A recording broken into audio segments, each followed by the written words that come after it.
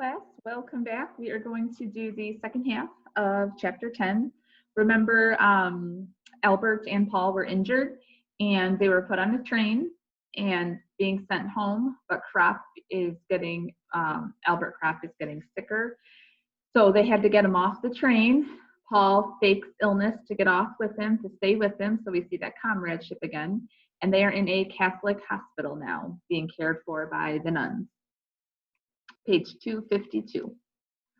At noon, the hospital inspector arrives and abuses us. He threatens us with clink and all the rest of it. But a hospital inspector is just the same as a commissariat inspector or anyone else who wears a long sword and shoulder straps, but is really a clerk and is never considered, even by a recruit, as a real officer. So we let him talk. What could they do to us anyway? Who threw the bottle? He asks. Before I can think whether I should report myself, someone says, I did. A man with a bristling beard sits up. Everyone is excited. Why should he report himself? You? Yes, I was annoyed because we were waked up unnecessarily and lost my senses so that I did not know what I was doing. He talks like a book. What is your name? Reinforcement Reservist Josef Hamaker. The inspector departs. We are all curious. But why did you say you did it? It wasn't you at all. He grins. That doesn't matter. I have a shooting license. Then, of course, we all understand. Whoever has a shooting license can do just whatever he pleases. Yes, he explains, I got a crack in the head and they presented me with a certificate to say that I was periodically not responsible for my actions. Ever since then, I've had a grand time. No one dares to annoy me and nobody does anything to me. So he's been labeled as like mentally incompetent, if you will. He has, because of his head injury, he has these moments where he's not in control of himself. And so he has fun with that. I reported myself because the shot amused me. If they open the door again tomorrow, we will pitch another. We are overjoyed. With Josef Hamaker in our midst, we can now risk anything. Then comes the soundless flat trolleys to take us away. The bandages are stuck fast. We bellow like steers. There are 8 men in our room. Peter, a curly black-haired fellow, has the worst injury, a severe lung wound. Franz Wachter, alongside him, has a shot in the arm, which didn't look too bad at first, but the third night he calls out to us, telling us to ring. He thinks he has a hemorrhage, and a hemorrhage is severe bleeding. I ring loudly. The night sister does not come. We've been making rather heavy demands on her during the night because we've all been freshly bandaged and so have a good deal of pain. One wants his leg placed so, another so, a third wants water, a fourth wants her to shake his pillow. In the end, the buxom old lady grumbled bad-temperedly and slammed the doors. Now, no doubt, she thinks it is something of the same sort, and so she is not coming. We wait. Then Franz says, ring again. I do so. Still, she does not put in an appearance. In our wing, there is only one night sister. Perhaps she has something to do in one of the other rooms. Franz, are you quite sure you are bleeding? I ask. Otherwise, we shall all be getting cursed again. The bandage is wet. Can't anybody make a light? That cannot be done either. The switch is by the door, and none of us can stand up. I hold my thumb against the button of the bell till it becomes numb. Perhaps the sister has fallen asleep. They certainly have a great deal to do and are all overworked day after day, and added to that is the everlasting praying. Should we smash a bottle? Asked Josef Hamaker of the shooting license. She wouldn't hear that any more than the bell. At last the door opens. The old lady appears, mumbling. When she perceives Franz's trouble, she begins to bustle and says, why did not somebody say I was wanted? We did ring, and none of us here can walk. He has been bleeding badly, and she binds him up. In the morning, we look at his face. It has become sharp and yellow, whereas the evening before, he looked almost healthy. Now a sister comes oftener. Sometimes there are Red Cross voluntary aid sisters. They are pleasant, but often rather unskilled. They frequently give us pain when remaking our beds, and then are so frightened that they hurt us still more. The nuns are more reliable. They know how they must take hold of us, but we would be better pleased if they were somewhat more cheerful. A few of them have real spirit. They are superb. There is no one but would do anything for Sister Libertine, this marvelous sister who spreads good cheer through the whole wing, even when she can only be seen in the distance. And there are others like her. We would go through fire for her. A man cannot really complain. Here he is treated by the nuns exactly like a civilian. And just to think of a garrison hospital gives one the creeps. Franz Wagner does not regain his strength. One day he is taken away and does not come back. Josef Hammacher knows all about it. We shan't see him again. They have put him in the dead room. What do you mean, dead room? Asks Krapp. Well, dying room. What is that then? A little room at the corner of the building. Whoever is about to kick the bucket is put in there. There are 2 beds in it. It is generally called the dying room. But what do they do that for? They don't have so much work to do afterwards. It's more convenient, too, because it lies right beside the lift to the mortuary. Perhaps they do it for the sake of the others also, so that no one in the ward dies in sympathy, and they can look after him better, too, if he is by himself. But what about him? Josef shrugs his shoulders. Usually he doesn't take much notice anymore. Does everybody know about it then? Anyone who has been here long enough knows, of course. In the afternoon, Franz Wagner's bed has a fresh occupant. A couple of days later, they take the new man away too. Josef makes a significant glance. We see many come and go. Often relatives sit by the beds and weep or talk softly and awkwardly. One old woman will not go away, but she cannot stay there the whole night through. The next morning she comes very early, but not early enough, for when she goes up to the bed, someone else is in it already. She has to go to the mortuary. The apples that she has brought with her, she gives to us. And then little Peter begins to get worse. His temperature chart looks bad, and one day the flat trolley stands beside his bed. Where to? He asks. To the bandaging ward. He is lifted out, but the sister makes the mistake of removing his tunic from the hook and putting it on the trolley too, so that she should not have to make 2 journeys. Peter understands immediately and tries to roll off the trolley. I'm stopping here. They push him back. He cries out feebly with his shattered lung, I won't go to the dying room. But we are taking you to the bandaging ward. Then what do you want my tunic for? He can speak no more. Hoarse, agitated, he whispers, stopping here? They do not answer, but wheel him out. At the door, he tries to raise himself up. His black curly head sways. His eyes are full of tears. I will come back again. I will come back again, he cries. The door shuts. We are all excited, but we say nothing. At last, Josef says, many a man has said that. Once a man is in there, he never comes through. And the word excited there does not mean like a happy excitement. It means that they're just really tense and agitated because of that. I am operated on and vomit for 2 days. My bones will not grow together, so the surgeon's secretary says. Another fellow's have grown crooked. His are broken again. It is damnable. Among our new arrivals, there are 2 young soldiers with flat feet. The chief surgeon discovers them on his rounds and is overjoyed.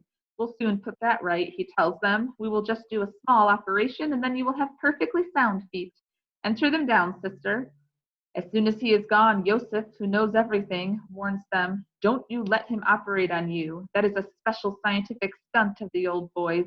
He goes absolutely crazy whenever he can get hold of anyone to do it on. He operates on you for flat feet, and there's no mistake. You don't have them anymore. You have club feet instead, and have to walk all the rest of your life on sticks. What should a man do then? Asks one of them. Say no. You're here to be cured of your wound, not your flat feet. Did you have any trouble with them in the field? No? Well, there you are. At present, you can still walk. But if once the old boy gets you under the knife, you'll be crippled. What he wants is little dogs to experiment with, so the war is a glorious time for him, as it is for all the surgeons. You take a look down below at the staff. There are a dozen fellows hobbling around that he has operated on. A dozen of them have been here all the time since 14 and 15. Not a single one of them can walk better than he could before, almost all of them worse, and most only with plaster legs. Every 6 months he catches them again and breaks their bones afresh, and every time it's going to be the successful one. You take my word, he won't dare do it if you say no. Oh man, says one of the 2 wearily, better your feet than your brain box. There's no telling what you'll do if you go back out there again. They can do with me just as they please, so long as I get to go back home. Better to have a club foot than be dead. The other, a young fellow like ourselves, won't have it done. The next morning the old man has the 2 hauled up and lectures and jaws at them so long that in the end they consent. What else could they do? They are mere privates, and he is a big bug. They are brought back chloroformed and plastered. So again, a doctor, someone that is an authority and a position of power, and you should be able to trust and makes him out to be like this mad scientist who do experimental surgeries on people. It is going badly with Albert. They have taken him and amputated his leg. The whole leg had to be taken off from the thigh. Now he will hardly speak anymore. Once he says he will shoot himself the first time he can get a hold of his revolver again. A new convoy arrives. Our room gets 2 blind men. One of them is a very youthful musician. The sisters never have a knife with them when they feed him. He has already snatched one from a sister. But in spite of this caution, there is an incident. In the evening, while he is being fed, the sister is called away and leaves the plate with the fork on his table. He gropes for the fork, seizes it, and drives it with all his force against his heart. Then he snatches up a shoe and strikes with it against the handle as hard as he can. We call for help, and 3 men are necessary to take the fork away from him. The blunt prongs had already penetrated deep. He abuses us all night so that no one can go to sleep. In the morning, he has lockjaw. So we see this heartbreaking, awful description there. Albert says he's going to kill himself the first chance to get because he's amputated. This man tries to kill himself in this awful way. And we see them, they don't know how to live with their broken bodies. They feel like they're not whole, they're not themselves. And this is a big mental struggle for them. Again, beds are empty. Day after day goes by with pain and fear, groans and death gurgles. Even the death room is no use anymore. It is too small. Fellows die during the night in our room. They go even faster than the sisters can cope with them. But one day the door flies open, the flat trolley rolls in, and there on the stretcher, pale, thin, upright, and triumphant, with his shaggy head of curls, sits Peter. Sister Libertine, with beaming looks, pushes him over to his former bed. He is back from the dying room. We have long supposed him dead. He looks around. What do you say now? And Joseph has to admit that it is the first he has ever known of such a thing. Gradually, a few of us are allowed to get up, and I am given crutches to hobble around on, but I do not make much use of them. I cannot bear Albert's gaze as I move about the room. His eyes always follow me with such a strange look, so I sometimes escape to the corridor. There I can move about more freely. On the next floor below are the abdominal and spine cases, head wounds and double amputations. On the right side of the wing are the jaw wounds, wounds in the joints, wounds in the kidneys, wounds in the testicles, wounds in the intestines. Here a man realizes for the first time in how many places a man can get hit. 2 fellows die of tetanus. Their skin turns pale, their limbs stiffen, at last only their eyes live, stubbornly. Many of the wounded have their shattered limbs hanging free in the air from a gallows. Underneath the wound, a basin is placed into which drips the pus. Every 2 or 3 hours, the vessel is emptied. Other men lie in stretching bandages with heavy weights hanging from the end of the bed. I see intestine wounds that are constantly full of excreta, that's human waste, feces. The surgeon's clerk shows me x-ray photographs of completely smashed hip bones, knees, and shoulders. A man cannot realize that above such shattered bodies there are still human faces in which life goes its daily round. And this is only one hospital, one single station. There are hundreds of thousands in Germany, hundreds of thousands in France, hundreds of thousands in Russia. How senseless is everything that can ever be written, done, or thought when such things are possible? It must be all lies of no account when the culture of 1,000 years cannot prevent this stream of blood being poured out, these torture chambers in their hundreds of thousands. A hospital alone shows what war is. So Remarque is getting really deep here. This isn't just a right here at this hospital problem. It's not just a German problem. It's every country involved in this war. And he says the culture of 1,000 years, 1,000 years of developing and changing and progressing. And this is what we have to show for our humanity, is just all the different ways that we can torture and kill people. I am young. I am 20 years old, yet I know nothing of life but despair, death, fear, and fatuous superficiality cast over an abyss of sorrow. I see how peoples are set against one another, and in silence, unknowingly, foolishly, obediently, innocently slay one another. I see that the keenest brains or the smartest brains of the world invent weapons and words to make it yet more refined and enduring. More refined, more efficient and enduring, more long lasting. So the smartest minds in the world just make more efficient ways to kill each other in war. And all men of my age, here and over there, throughout the whole world, see these things. All my generation is experiencing these things with me. What would our fathers do if we suddenly stood up and came before them and offered our accounts? What would they expect of us if a time ever comes when the war is over? Through the years, our business has been killing. It is our first calling in life. It was our first calling in life. Our knowledge of life is limited to death. What will happen afterwards? What shall come out of us? So again, that lost generation. That's what Paul is pondering here. The oldest man in our room is Lewandowski. He is 40 and has already lain 10 months in the hospital with a severe abdominal wound. Just in the last few weeks, he has improved sufficiently to be able to hobble about doubled up. For some days past, he has been in great excitement. His wife has written to him from the little home in Poland where she lives, telling him that she has saved up enough money to pay for the fare and is coming to see him. She is already on the way and may arrive any day. Lewandowski has lost his appetite. He gives away red cabbage and sausage after he has had a couple of mouthfuls. He goes round the room perpetually with the letter. Everyone has already read it a dozen times. The postmarks have been examined heaven knows how often. The address is hardly legible any longer for spots of grease and some marks. And in the end, what is sure to happen, happens. Lewandowski develops a fever and has to go back to bed. He has not seen his wife for 2 years. In the meantime, she has given birth to a child whom she is bringing with her. But something else occupies Lewandowski's thoughts.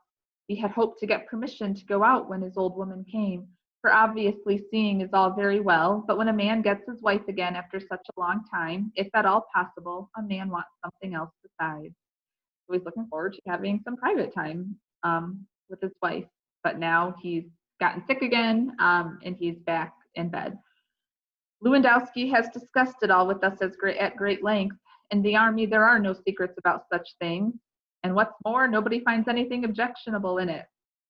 So remember, so he's telling them, like, hey, I wanted to be intimate with my wife, and now I can't.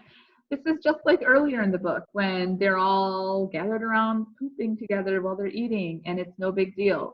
Nothing's taboo, nothing's off limits to talk about in war. It strips away all of those modesties, and you just talk bluntly about it. Those of us who are already able to go have told him of a couple very good spots in the town, parks and squares where he would not be disturbed. One of us even knows of a little room. But what is the use? There Lewandowski lies in bed with his troubles. Life holds no more joy for him if he has to forego this affair. We console him and promise to get over the difficulty somehow or another. The next afternoon his wife appears, a tousled little woman with anxious, quick eyes like a bird, in a sort of black, crinkly mantilla with ribbons. Heaven knows where she inherited the thing. She murmurs something softly and stands shyly in the doorway. It terrifies her that there are 6 of us men present. Well, Marya, says Lewandowski, and gulps dangerously with his Adam's apple. You can come in all right. They won't hurt you. She goes around and offers each of us her hand. Then she produces the child, which in the intervals has done something in its napkin. Napkin is a diaper, so he pooped his pants. From a large handbag embroidered with beads, she takes out a clean one and makes the child fresh and presentable. This dispels her first embarrassment, and the two begin to talk. Lewandowski is very fidgety. Every now and then he squints across at us, most unhappily with his round goggle eyes. The time is favorable. The doctor's visit is over. At the most, one of the sisters might come in. So one of us goes out to prospect. He comes back and nods. Not a soul to be seen. Now's your chance, Johann. Set to it. The two speak together in an undertone. The woman turns a little red and looks embarrassed. We grin good-naturedly and make pooh-poohing gestures. What does it matter? The devil take all conventions. They were made for other times. Here lies the carpenter, Johann Lewandowski, a soldier shot to a cripple, and there is his wife. Who knows when he will see her again? He wants to have her, and he should have her. Good. 2 men stand at the door to forestall the sisters and keep them occupied if they chance to come along. They agree to stand guard for a quarter of an hour, or thereabouts. Lewandowski can only lie on his side, so one of us props a couple pillows against his side. Albert gets the child to hold. We all turned around a bit. The black mantilla disappears under the bedclothes. We make a great clatter, and we play scat noisily. All goes well. I hold a club solo with 4 jacks, which nearly goes the round. In the process, we almost forget Lewandowski. After a while, the child begins to squall.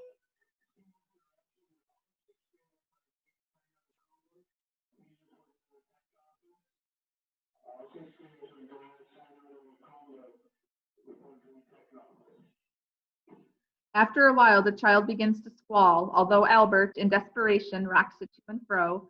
There's a bit of creaking and rustling, and as we look up casually, we see that the child has the bottle in its mouth and is back again with its mother. The business is over. We now feel ourselves like one big family. The woman is happy, and Lewandowski lies there, sweating and beaming. He unpacks the embroidered handbag, and some good sausages come to light. Lewandowski takes up the knife with a flourish and saws the meat into slices. With a handsome gesture, he waves toward us, and the little woman goes from one to another and smiles at us and hands round the sausage. She now looks quite handsome. We call her mother. She is pleased and shakes up our pillows for us. After a few weeks, I have to go each morning to the massage department. There my leg is harnessed up and made to move. The arm has healed long since. New convoys arrive from the line. The bandages are no longer made of cloth, but of white crepe paper. Rag bandages have become scarce at the front. Albert's stump heals well. The wound is almost closed. In a few weeks, he should go off to an institute for artificial limbs. He continues not to talk much and is much more solemn than formerly. He often breaks off in his speech and stares in front of him. If he were not here with us, he would have shot himself long ago. But now he is over the worst of it, and he often looks on while we play scat. I get convalescent leave. Convalescent, it's like extended or rehabilitation. It's rehab, time to leave and heal. My mother does not want to let me go away. She is feeble. It is all much worse than it was last time. Then I am recalled to my regiment and return once more to the line. Parting from my friend Albert Kropp was very hard, but a man gets used to that sort of thing in the Army. So it says he gets convalescent leave, and then it just goes right to my mother doesn't want me to leave. It's like it's as if a section of this chapter is missing. He must have gone home, but he doesn't write a single thing about it. Doesn't mention it at all. That's done purposely. Why? Why would Remarque have Paul as our narrator? Never even mention anything except mom doesn't want him to leave. All right, that is the end of chapter 10. Thanks for listening.